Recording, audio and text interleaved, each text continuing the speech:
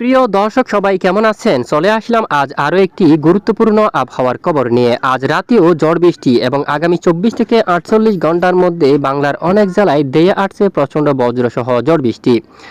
তো কোন কোন জেলায় ভারী থেকে অতি ভারী বৃষ্টিপাতের সম্ভাবনা রয়েছে প্রত্যেক গ্রাম অঞ্চলের আপডেট কিন্তু আমরা আপনাদেরকে দেখিয়ে দেব। তো বিস্তারিতভাবে সম্পূর্ণ জানতে হলে ভিডিওটি শেষ পর্যন্ত দেখতে থাকুন। তো জানিয়ে দেব আগামী শুক্রবার, শনিবার, রবিবার 3 দিনের আবহাওয়ায় কোন কোন জেলায় ভারী থেকে অতি ভারী বৃষ্টিপাতের সম্ভাবনা থাকবে। তো দেখুন, আমরা প্রথমে আপনাদেরকে নিয়ে যাব স্যাটেলাইট ইমেজের উপর। স্যাটেলাইট ইমেজের উপর আমরা দেখতে পাচ্ছি বেশ কিছু এলাকায় আজ রাতে প্রচণ্ড মেঘাচ্ছন্ন হচ্ছে। দেশের পূর্ব অঞ্চলে ভারী থেকে অতি ভারী মেঘ জমতে কিন্তু দেখা যাচ্ছে। ত্রিপুরার উপর ভারী মেঘ জমতে দেখা যাচ্ছে। দেশের পূর্ব বেশ কিছু এলাকায় ব্রাহ্মণবাড়িয়া, দরুন, কুমিল্লা, চট্টগ্রাম বিভাগের এখানে অনেক এলাকায় হালকা হালকা মাঝারি বৃষ্টিপাত থাকতে পারে। রাতে অনেক অঞ্চলে কিন্তু বৃষ্টিপাত হচ্ছে, অলরেডি এই মুহূর্তে অনেক অঞ্চলে বৃষ্টিপাতও কিন্তু হচ্ছে এবং রাতেও অনেক এলাকায় বৃষ্টিপাতের সম্ভাবনা কিন্তু আছে। খুলনা, বরিশাল বিভাগের বেশ কিছু এলাকায় আকাশ মেঘাচ্ছন্ন, দু এক এলাকায় বৃষ্টি। পশ্চিমবঙ্গের অনেক এলাকায় বৃষ্টিবাহী মেঘ কিন্তু তৈরি হচ্ছে, বজ্রসহ বৃষ্টিপাত ঘটার সম্ভাবনা। সিলেট এবং ময়মনসিংহ ও রংপুর বিভাগের বেশ কিছু এলাকায় শুরু হতে পারে মেঘের আনাগোনা। বৃষ্টির মাত্রা খুবই কম, সকাল নাগাদ ময়মনসিংহ ও সিলেট বিভাগের কিছু এলাকায় হালকা মাঝারি বৃষ্টিপাত কিন্তু দেখা গেছে। পরবর্তী 48 ঘন্টার মধ্যে বৃষ্টিপাতের সতর্কতা রয়েছে বেশ কিছু অঞ্চলে।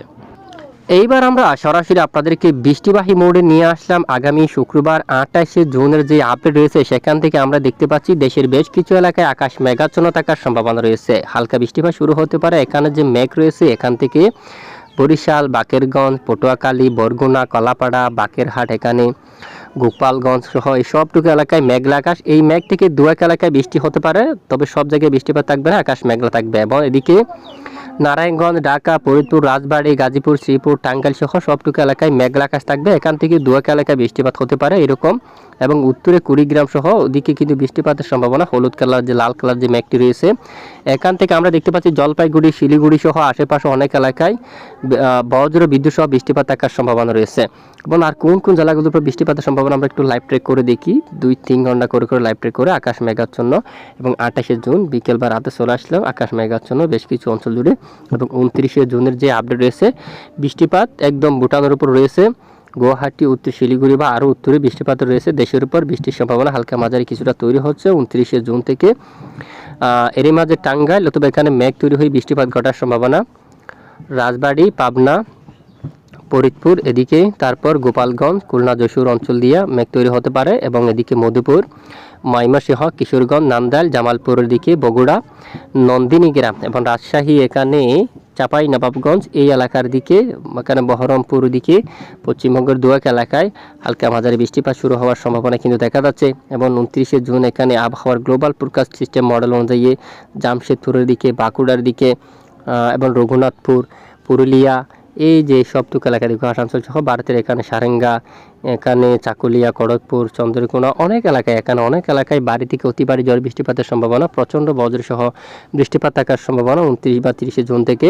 এবং বাংলাদেশের মধ্য অঞ্চল টাঙ্গাইল থেকে শুরু করে এখানে সিরাজগঞ্জ, ধরুন পাবনা অঞ্চল, রাজশাহী এবং গাজীপুর, ঢাকা, নারায়ণগঞ্জ এইসবটুকু এলাকায় মূলত দেখুন বজ্রসহ মাঝারি থেকে ভারী বৃষ্টিপাত থাকার সম্ভাবনা। এবং উত্তরের বেশ কিছু এলাকায় মধ্য অঞ্চল, এখানে দেখুন আপনারা মাদারীপুর সহ বৃষ্টিপাত, চাঁদপুর দিয়ে, এদিকে রামগতি দিয়ে, তজুমুদ্দিন, সরপেশম দিয়ে, সন্দ্বীপ, হাতিয়া দিয়ে এইসবটুকু এলাকায় বৃষ্টিপাত থাকতে পারে। চট্টগ্রাম বিভাগের উপরও হালকা মাঝারি বৃষ্টিপাত থাকতে পারে। এবং ঢাকা বিভাগের বেশিরভাগ অঞ্চলে গাজীপুর, শ্রীপুর, নারায়ণগঞ্জের দিকে আর নরসিংদী, তারপর এদিকে মাদবদী, তারপর ঢাকায় যে টঙ্গী, এদিকে এই যে কালিয়াকর, এখানে অলরেডি বৃষ্টিপাতের সম্ভাবনা কিন্তু রয়েছে।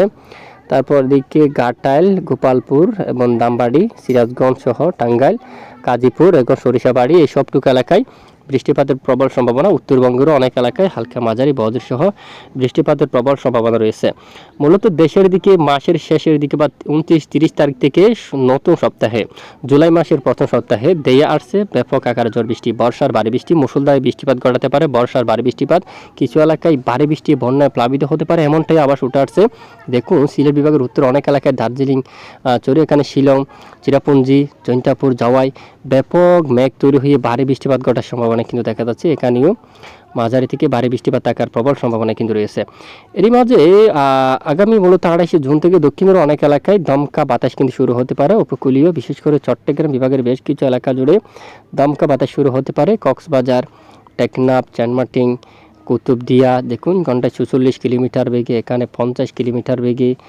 বেশ কিছু এলাকায় সন্দ্বীপ, হাতিয়া, ফেনী, কুমিল্লা এবং ভোলা সবটুকু এলাকায় দমকা ঝড়ো বাতাস অব্যাহত থাকার সম্ভাবনা রয়েছে।